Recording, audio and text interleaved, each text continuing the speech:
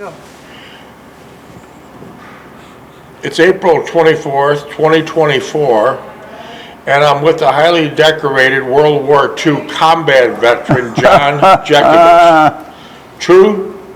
Well, how many Purple Hearts you got? Let's start from there. How many Purple Hearts you got? Let's start from there. What? How many Purple Hearts you got? One. Two. Two, yeah. And then what other medals do you have? Huh? What other medals did you get? Other males? Other medals, yeah.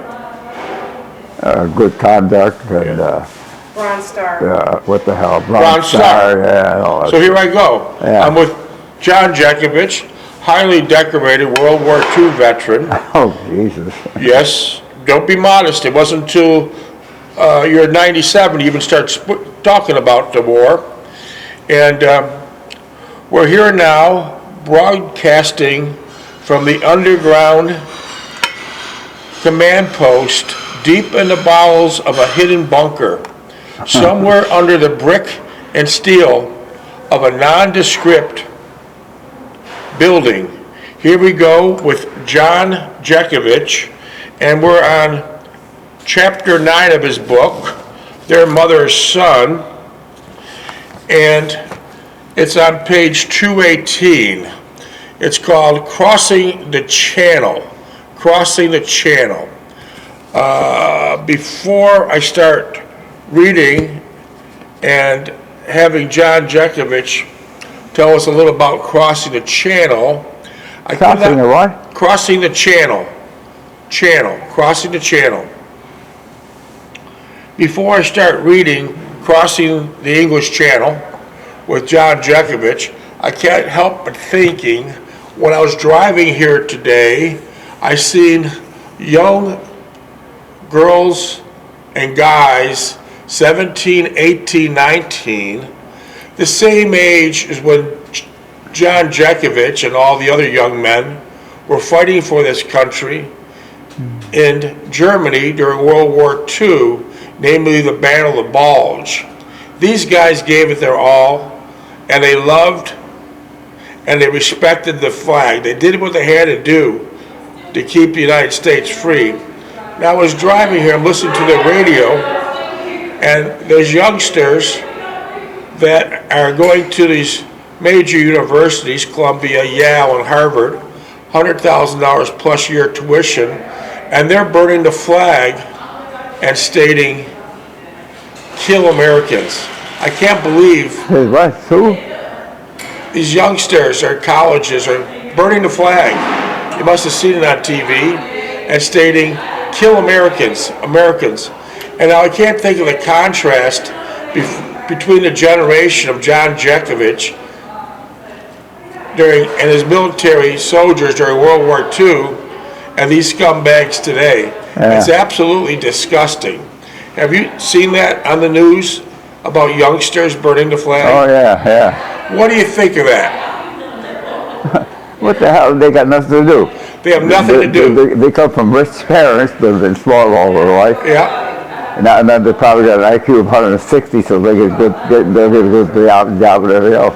They got no worries. They have no idea. Mommy's taking care of them, giving them milk and cookies, and because some They asswipe waltz in their good business. on TikTok says chant death to America, these little scumbag puppets do that. So I say to you is this, they need to get an education, and I'll purposely fund their one-way air trip to Gaza, and they can live with the Hamas for a while, and when they come back, if they ever do come back, Now, who's this? these students, these punk students, Oh, yeah. now I'm going to send them on a one-way trip to Gaza, first-class air accommodations, at my expense. Let them live what they're chanting and loving, and see if they ever make it back. And if they do, I assure you, these little punks. Yeah, these kids probably go to Harvard. Well, yeah, and these little punks will have a different attitude. So at this time here, all these scumbags, I give you the middle finger salute, and now we get back to reality. with a true patriot, a true American, John Jekovich, and we'll start reading his book. Here we go. Any comments? Yeah, go ahead. All right, here we go. Crossing the Channel. As we got ready to leave, the mess sergeant came out with a box full of rations and sent them in a cab of the truck.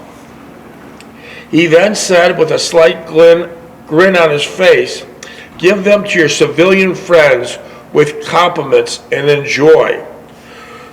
With that, he patted me on the back, and I thanked him again and said they would surely appreciate his kindness and generosity. He waved his large, muscular arm and went back into the kitchen. I sat in the truck wondering how I was going to get all the rations to Jean and her family. I decided that I would take half tonight and the rest the next night. In the meantime, I would store the remainder in my duffel bag, hoping that we would not have a surprised equipment check. So what happens if you had a surprised equipment check and they found all these rations you're gonna give to Gene? He's looting, they throw him in jail. Okay, so you're taking a big risk to donate this food? Yeah. Okay. As the driver reached the turn off for our billets, he asked me to where my civilian friends lived. I said up the hill and to the right. To my surprise and amazement, he turned and headed the huge 6x6 up the narrow streets.